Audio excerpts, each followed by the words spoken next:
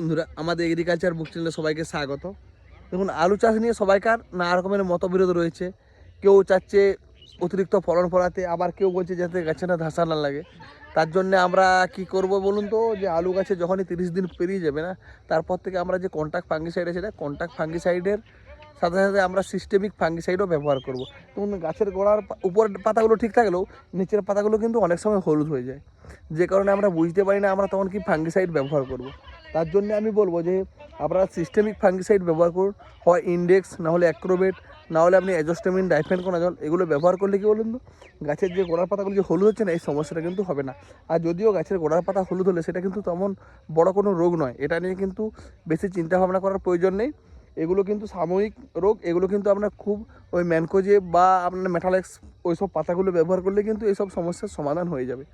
অবশ্যই এবছর যে ওয়েদার, তাতে আপনার কি বলুন তো, যে গাছের গ্রোথ কিন্তু খুবই ভালো আছে, দেখতেই পাচ্ছেন। গাছ নিয়ে আমাদের চিন্তাভাবনা কিন্তু কোনো বিষয় নেই, যার জন্য আপনারা খুব একটা যে পিজিআর বা ভিটামিন ব্যবহার করতে হবে সেরকম কোনো কথা নেই।